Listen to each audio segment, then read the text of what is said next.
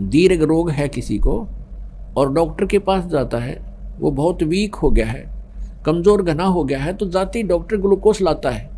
Glucose जो है ये रोग नाशक नहीं है, ये सहयोगी है उस उपचार में। शरीर को पानी का अभाव पूरा करती है, कुछ शरीर को शक्ति देती है, लेकिन रोग नाश नहीं होता इससे। ये भी आवश्यक है क्योंकि हम चौथे युग में आ गए, अभी तक ट्रीटमेंट ठीक हुआ नहीं, हम कति कंडम हो लिए। तो यहाँ अब पांचों यज्ञ ये ट्रीटमेंट करना अनिवार्य है आपका। पांचों यज्ञ भी करनी पड़ेंगी। एक यज्ञ है धर्म की, जैसे दान करते हो भक्त, इसमें से आपका यहाँ भंडारा चलता है, आश्रम बनाया जा रहा है, आपकी रजाई गद्दों का व्यवस्था होती है, दुखी आत्मा आती है, आते यहाँ शांति प्राप्त होती है, भगवान की कथा सुनते हैं, तो आपके द्वारा दिया गया दान आपको आबाद कर देगा। ये स्थान है वो दान करने का। और एक जगह धर्म की, दूसरी जगह ध्यान, परमात्मा का जो याद बनी रहना, उसकी भूल ना पड़े, उसकी रह कर याद आवे, दिस इज मेडिटेशन। वो हठ योग मेडिटेशन नहीं संतों का, ये सहज समाध है, सहज ध्यान है, ये इसको ध्यान बोलते हैं। तीसरी जगह हवन की, यहाँ पर देसी घी की जोत जलाई जाती हैं, ये हवन यज्ञ होता है। और चौथी यज्ञ प्रणाम, जैसे आप दंडवत प्रणाम करते हो, ये भी एक यज्ञ बनता है। और पांचवी यज्ञ है ज्ञान की, स्वाध्याय करना, सत्संग श्रवण करना, ये ज्ञान यज्ञ है। तो जैसे ये ज्ञान यज्ञ करते रहे उसका भी लाभ है, लेकिन जब तक ये नाम नहीं होगा, ये तो ग्लूकोज है। ये पांचों यज्ञ समझो, ये ग्लूकोज है और केवल सपोर्ट शरीर को देने के लिए, रोग नाशक नहीं है। इसके लिए ये मंत्र जो मंत्र हैं ये रोग नाशक है और इनके बिना कोई लाभ नहीं। तो ये पांचों यज्ञ और साथ में ये मंत्र ओम, ये हम ब्रह्म को दे देंगे, इसको छोड़ देंगे, इसका प्रतिफल हम नहीं लेंगे। और जो प्रथम मंत्र आपको दिया जाता है उसकी और साथ में ये यज्ञों का, हमने जितनी आवश्यकता होती है परमात्मा हमें यहाँ उन समय से देते रहते हैं। हमारे बहुत, जब हम मर्यादा में रहेंगे, ये सत साधना करेंगे, तो परमात्मा ही हमारे सब भक्ति की रक्षा करता है। योग अक्षेम यानी भक्ति की रक्षा वही करता है, हर तरह से सुचारू रखता है, हमें व्यर्थ धन नहीं करने देगा। हम बेमतलब की डिमांड करेंगे, ये बना लें, वो बना लें, ये कर लें। अगर वो भक्ति चाहता है तो ये बकवास छोड़नी पड़ेगी, भगवान पर आश्रित होना पड़ेगा। जो परमात्मा दे करे वही ठीक होगा, हमारे हित में होगा। जैसे आप जी हॉस्पिटल में पहुंच गए डॉक्टर के पास, अब डॉक्टर ने आपको एडमिट कर दिया, तो वहाँ मरीज की नहीं चल रहा, बिल्कुल भी मरीज की नहीं चलेगी, वहाँ डॉक्टर की चलेगी। और डॉक्टर की चलने में हमारा हित होगा। आप चाहते हो कि मैं थोड़ी सी चीनी खा लूँ, डॉक्टर कहता है आपको शुगर ज़्यादा है, ये नहीं टच करना, और आप फिर भी खाते हो तो मरो।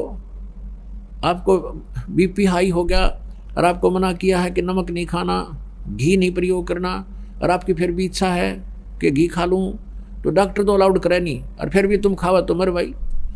तो ऐसे ही यहाँ आप प्रथम बार तो जो पुरानी आते हैं वो दुखी आते हैं कि हमें तो संकट का निवारण हो, हमारे दुख दूर हों, हम धनी हो जाएं। तो ये तो आप पल्ला गांठ लगा लो, ये तो होंगे ही होंगे। आपका संकट भी दूर होगा, आप धनी भी हो जाओगे, क्योंकि ये प्रोसीजर अकॉर्डिंग टू द शास्त्र है। ये शास्त्र अनुकूल साधना, भगवान का विधान है कि इससे तो लाभ होगा ही होगा आपको। लेकिन केवल ये ज्ञान इसलिए दिया जाता है आप इन्हीं तक सीमित ना रहना। आज एक संकट निवारण हो गया आपका और आप चले गए, ठीक हो गया, हमें राहत होगी, हमें क्या आवश्यकता हो जाने, और फिर 20 और आ जाएंगे कर्म के पता नहीं कितने, फिर उनको कौन खत्म करेगा। तो यहाँ आपके जीवन में आने वाले प्रारब्ध के अंदर भी जो कांटे पाप कर्मों के हैं वो भी इन एडवांस खत्म किए जाएंगे, और आपको जो आवश्यक वस्तु होंगी वही दी जाएगी, और आप बेमतलब की वस्तु मांगोगे भगवान नहीं देगा, जो आपके इस उपचार में बाधक होगी। पुणात्मा, इतना ज्ञान दास आपको बता रहा है। शाम को 3 घंटे सत्संग किया, वैसे भी 2-2 घंटे तकरीबन कोशिश करता हूँ कि हर तरह से हर पहलू पर विचार देकर, क्योंकि प्रत्येक सत्संग में बच्चे बदलते रहते हैं, और पुण्यात्मा है वो लगातार रहते हैं उनके से, तो फिर पुण्य है ही नहीं किसी के, वो तो रंगे जाएंगे भगवान के रंग में। लेकिन जो थोड़ा समय प्राप्त होता है उनको, उनको भी दास चाहता कि सब तरह के मिश्रण साथ एक बार खिला दूं ताकि इनको कुछ विश्वास दृढ़ हो। तो इतना ज्ञान दिया जाता है। इसका उद्देश्य ये नहीं है, नहीं तो आपको नाम दे दो और तुम ऐसे करो, ठीक है, वो छोटे मोटे राह तो आपको मिल ही जाएंगे, लेकिन आप यहाँ दृढ़ नहीं हो सकते। ज्ञान के बिना आप यहाँ रुक नहीं सकते। और ज्ञान से ही आदमी को पता चलता है, आत्मा को, कि कौन सा अहित है और कौन सा हित है। आप यहाँ उद्देश्य लेकर ये आओ कि हमारा जन्म और मृत्यु का रोग कटे। ये रोग नहीं कटाते, छोटे मोटे रोग तो एक कट गया तड़के दूसरा शुरू हो जाएगा। अगर ये भगवान से दूर चले गए तो कल को और रोग हो जाएगा। तो हमने परमात्मा की शरण में रहना है, और जो आपको आवश्यक वस्तु होंगी देगा भगवान, आपको अवश्य देगा, और ना भाग्य में होगा तो भी देगा। लेकिन हमारी इच्छाएं बहुत सीमित हों। परमात्मा ने उदाहरण दे रखा है, स्वयं एक मजदूर बनकर रहे, जुल्हा बनकर रहे, झोपड़ी में रहे, और हमें ये उदाहरण देने के लिए कि गरीब से गरीब आदमी भी परमात्मा पा सकता है। अब प्रसंग चल रहा है, वहीं उसी टॉपिक पर आते हैं कि अब हम त्रिकुटी पर पहुंच गए।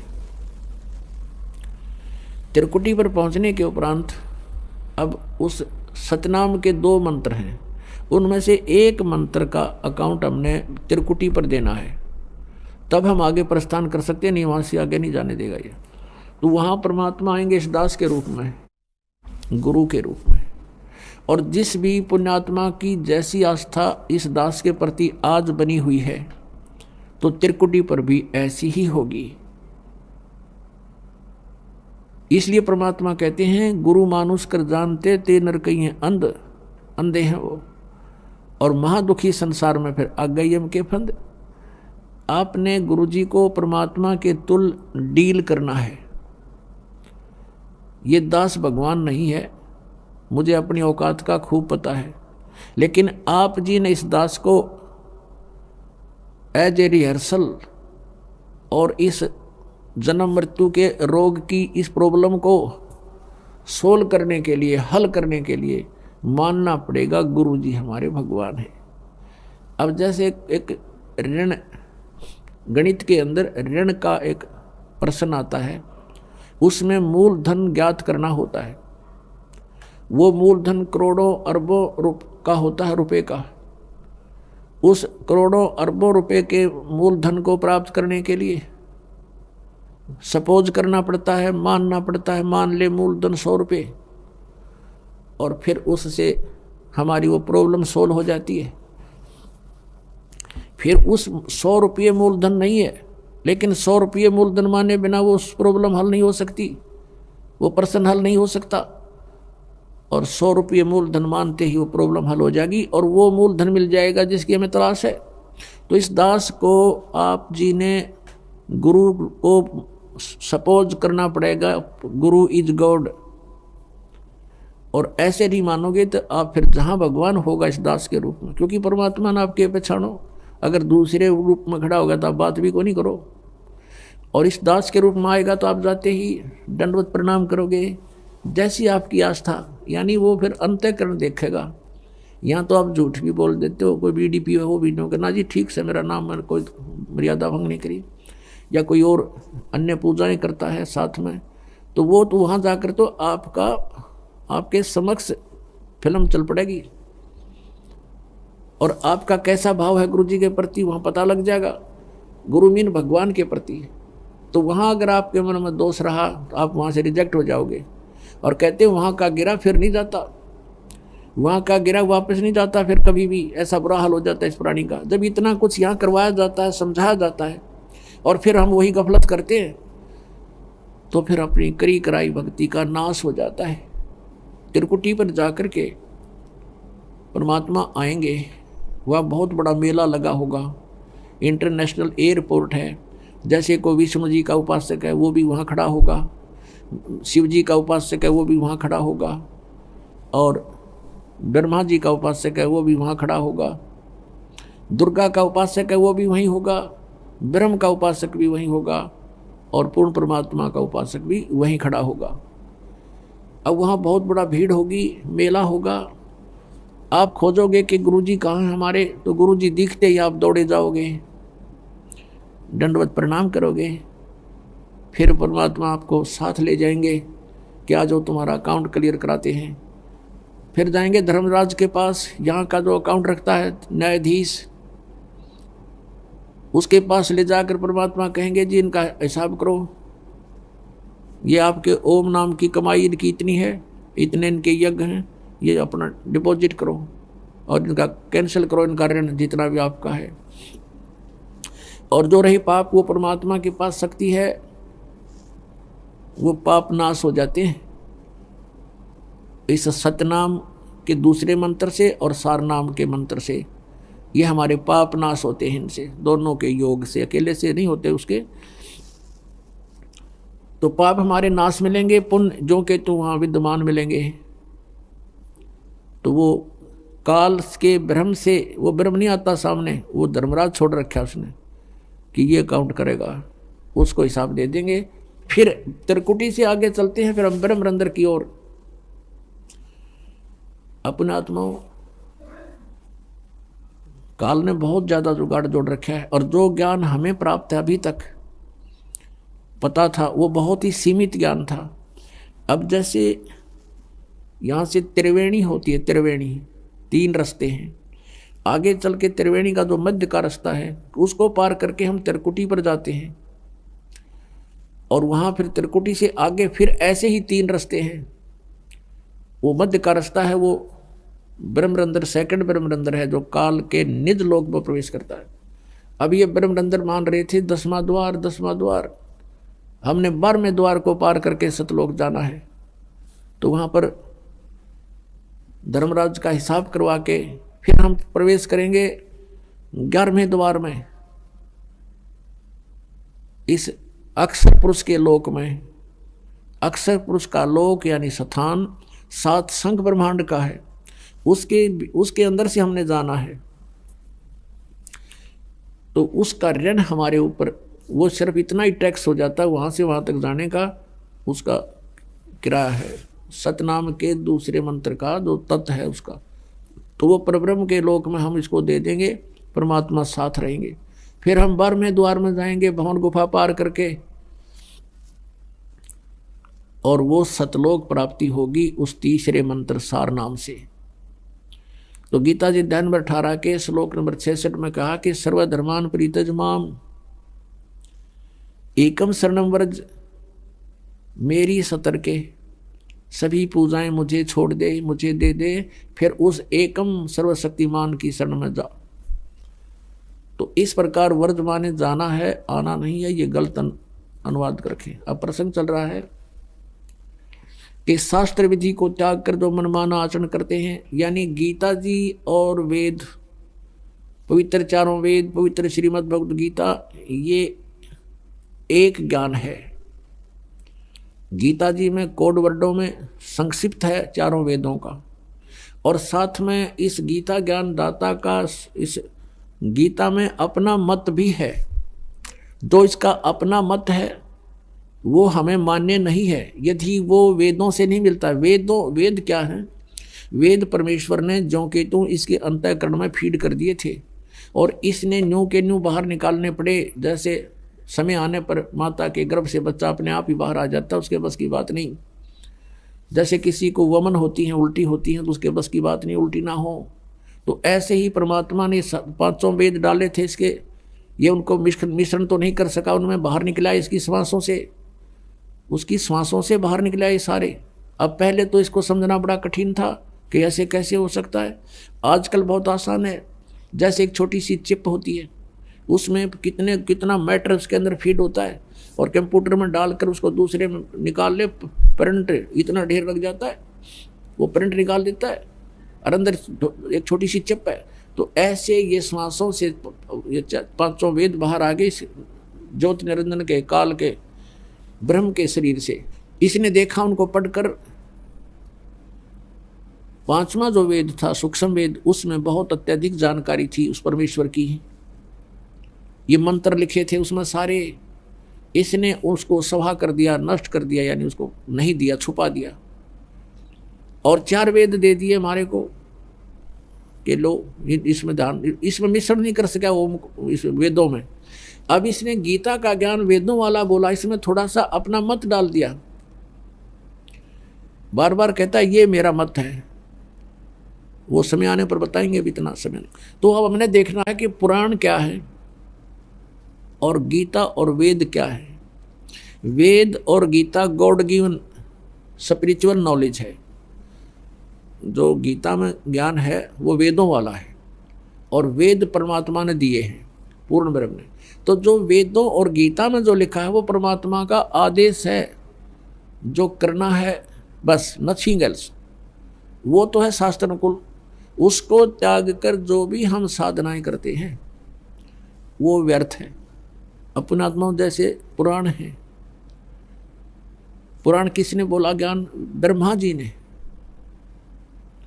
और ब्रह्मा जी से सुना दक्षादि ऋषियों ने, उन ऋषियों से सुना आगे ऋषियों ने, उनसे सुना आगे ऋषियों ने। तो जिस जिस ऋषि ने जो ज्ञान सुना जिस भी विषय में, उसमें ब्रह्मा वाला ज्ञान प्लस में अपना अनुभव और प्लस में अन्य से कुछ दंत कथा सुनी हुई बना करके पुराण बना दिया। और उस पुराण में उसका लेखक का नाम, उसका जो वक्ता का नाम लिख दिया कि उसका वक्ता ये है, लेकिन लेखक इसका सबका व्यास जी है। अब जो ज्ञान वेदों से मिलता है पुराण में तो वो सही है, और जो वेदों से अलग जो ज्ञान उसमें है वो उस ऋषि या ब्रह्मा की अपनी अनुभव सोच है, वो हमने पालन नहीं करनी है। क्योंकि परमात्मा का विधान है वेद और गीता, उसमें जो सिमरण भक्ति विधि लिख रखी है हमने उतना ही मंत्र जाप करें, उससे अलग करेंगे तो शास्त्रीय विदिता का मनमाना आचरण हो गया। तो वो हमने नहीं करना है। फिर उससे क्या हानि होगी? जैसे एक व्यक्ति का मित्र था दरोगा जी, SHO, और उस व्यक्ति ने अपने मित्र SHO से कहा कि मेरा एक पड़ोसी मुझे बहुत दुखी कर रहा है, गुआंढी साथ वाले मकान में बहुत तंग करता है, बहुत प्रार्थना कर ली, पंचायत भी कर ली, वो मुझे परेशान करने से बात नहीं आ रहा, तो क्या करूं? SHO ने कहा उसका मार लठ, माप देख लूँगा।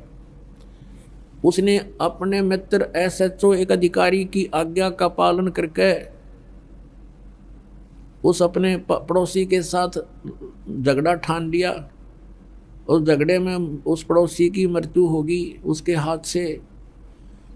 अब उसने उस व्यक्ति ने अधिकारी की आज्ञा का पालन करके जो विधान तोड़ दिया राजा का, उसके अंतर्गत उसको सजाए मौत होगी। अधिकारी आज्ञा का पालन करके उसने जो विधान तोड़ दिया राजा का, उस राजा के विधान अनुसार उसको सजा होगी, वो मृत्यु को प्राप्त हो गया, उसको सजाए मौत की सजा मिल गई। तो पुण्यात्माओं, वेद और गीता ये परमात्मा का विधान है।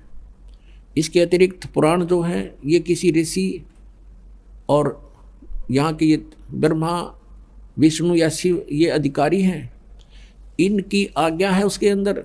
यदि उनकी आज्ञा वेदों से नहीं मिलती है, उनके भक्ति की विधि, तो वो शास्त्र विदिता के मनमाना आचरण है। यानी वो विधान, भगवान के विधान को भंग करना है, एक अधिकारी की आज्ञा का पालन करना है। तो उससे ये सजा मिलेगी आपको जैसे उस व्यक्ति को मिल गई, एक SHO की आज्ञा का पालन करके राजा का विधान टूट जाने से उसको सजाए मौत हुई। तो यही दशा आप उन लोगों की होगी जो शास्त्र विदिता का मनमाना आचरण कर रहे हैं।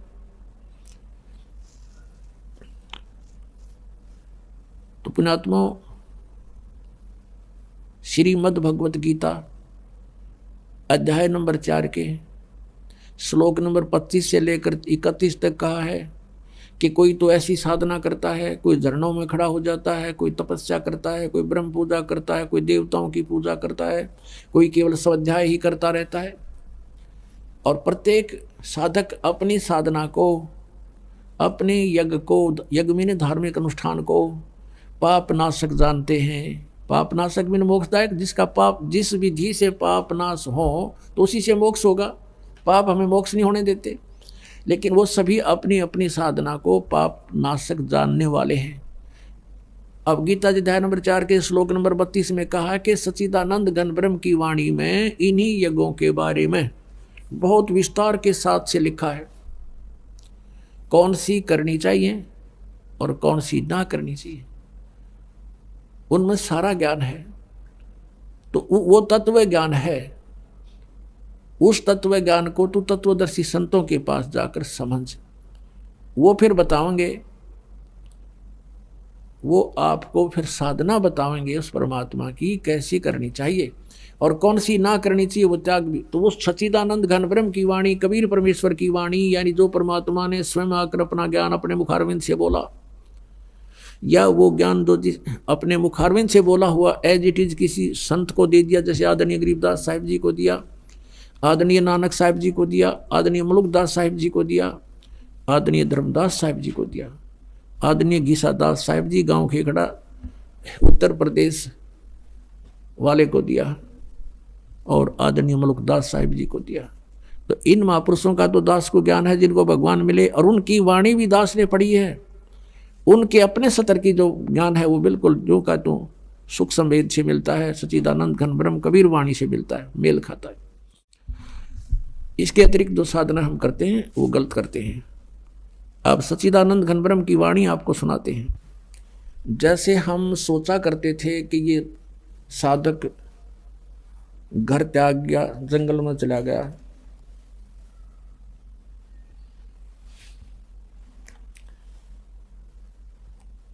और वहां जाकर के कहते घर त्याग कर जंगल में चला गया। एक वक्त कह रहा था कि मैं ऋषिकेश गया था और ऋषिकेश से मैं आगे चला गया, वहाँ कई व्यक्ति बैठे थे। मैंने उनसे पूछा कि तुम कैसे बैठे हो। उन्होंने कहा कि यहाँ जंगल में गहरा था, वहाँ जंगल सा था, झाड़ बोझड़े थे, वहाँ एक बहुत बड़ा संत रहता है और तन पे कपड़े नहीं रखता, वो ना कहीं मांगने जाता है, निवस्त्र रहता है, केले की एक छाल, केले के पत्तों से उसने अपने तन को ढक रखा है, और वो किसी के सामने नहीं आता, किसी को दर्शन नहीं देता। तो मैं भी वहाँ बैठ गया।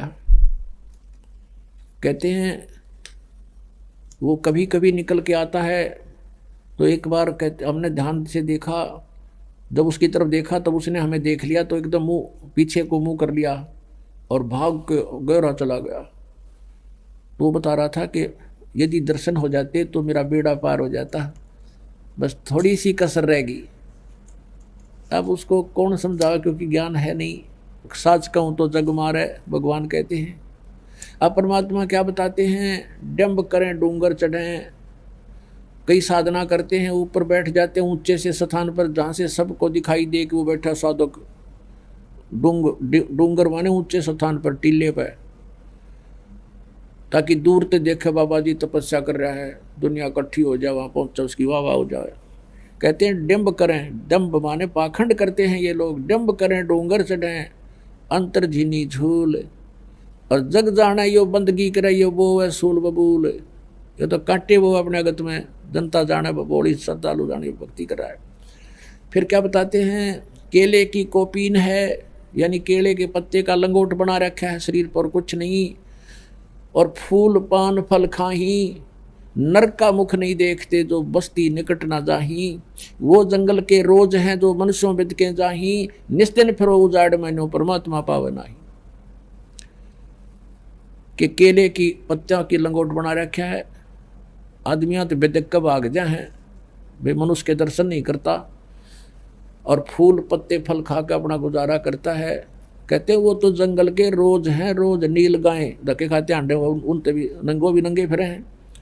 जब तक सच साधना नहीं है, सच्चा मंत्र नहीं है, चाहे निर्वस्त्र रहे, चाहे कितने वस्त्र पहन, चाहे लाल पहन चाहे पीले, कुछ तो आपको कोई लाभ नहीं होगा। जब सच साधना मिल जाएगी तो परमात्मा ने बुद्धि दी है, अपने कपड़े जितने आवश्यक हैं वो अवश्य ग्रहण करो। इन बकवादों में कुछ नहीं दे रहा। हम पहले जब गुरुजी के पास जाते थे, छुडानी गुरुजी आते थे हमारे, तो वहाँ और भी साधु जो नकली आते थे, तो वो क्या करते थे कि एक तो केवल एक बस एक कपड़ा बांधते थे पर्दे पर, तय मनसा घुटना तो ऊपर ताई का, और बाकी नी वस्त्र रहते थे शेष। उसको अवधूत कहते थे, अवधूत। वो एक अवधूत बैठा एक दिन, और उसने उस सर्दियाँ के दिन थे, वो बैठा बरंडा में एक खंबे का उस पिलर का कड़लाएँ और नो का पे सारा नो का पे। हम भी उसके पास बैठ के, मैं महाराज जी क्या हो गया? बोला नहीं भजन कर रहा हूँ मैं, टट्टू भजन कर रहा है, तेन जाडे में तो सांस नहीं आ रहा। भजन तो जब हो तेरे पास रजाई हो, आराम से बैठ कर भजन करिया, गर्मी कपड़े पहन ले तो भक्ति होगी आपसे। बोला चल चल अपना काम कर, हम अवधूत हैं, हम कपड़े नहीं पहनते। बताइए न कौन समझावे सिर फिरा ने, नो सारा कापन लाग रहा, जाड़ बाजे नो का भजन करूँ, टट्टू भजन। अब भजन की भक्ति ना तुम्हारे पास, तुम करके रही हो, पहली बात तो नाम नहीं है। गुरु बिन काऊ न पाया ज्ञाना, जो थोथा भूछड़े मुड़ के साना। गुरु बिन वेद पढ़े, जो प्राणी समझे ना सार रहे अज्ञानी। तो इस तरह की साधना करते हैं।